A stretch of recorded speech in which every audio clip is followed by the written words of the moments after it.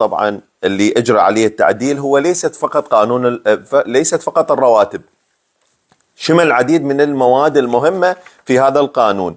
هو تعديل لقانون رقم 18 سنة 2011 اللي الآن أكملته وزارة الداخلية، وراح أعطيكم بعض المواد المهمة أخواني الأعزاء اللي تتطرق للتعديل.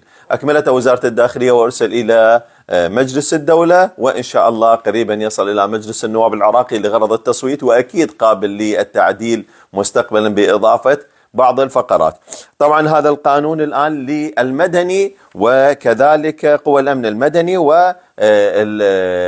والعسكري، يعني كل الطرفين، ليست لطرف واحد، للمنتسبين والضباط والمراتب والمدنيين بشكل عام.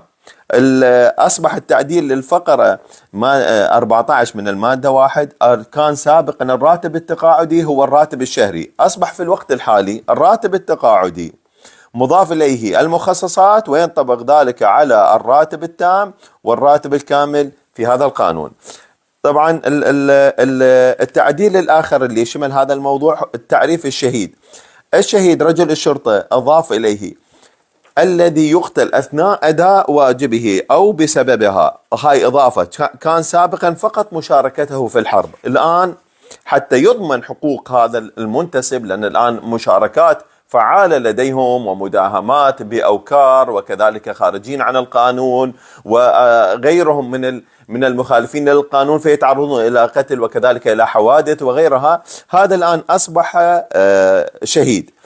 يضاف إلى ذلك تعديل المادة من 1/17. رجل الشرطة الجريح. من هو تعريف الجريح؟ رجل الشرطة الذي يطعن أو يصاب بحادث أو مرض أو عاهة أثناء أداء واجبه أو بسببها. كان سابقا فقط أثناء مشاركته في الحرب، هسه طبعا هاي أضافت إلها هذه أثناء مشاركته في الحرب أو الحركة الفعلية أو المصادمات أو حوادث الإرهاب أو مكافحة الجريمة أو بسببها أو أي منها. هذا التعديل إلها لضمان حقوق الشهداء والجرحى. طبعا أكو بعد نقاط أخرى تضاف لهذا الموضوع.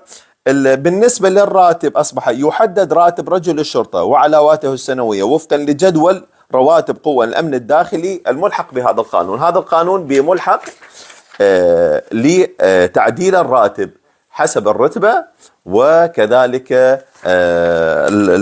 بالنسبة للمدنيين معهم في هذا الموضوع. وكان هناك تعديل بالنسبة للعلاوة من ملازم إلى ملازم أول، ومن ملازم أول إلى نقيم، كذلك هذه فيها تعديل. ويضاف إلى هذا الموضوع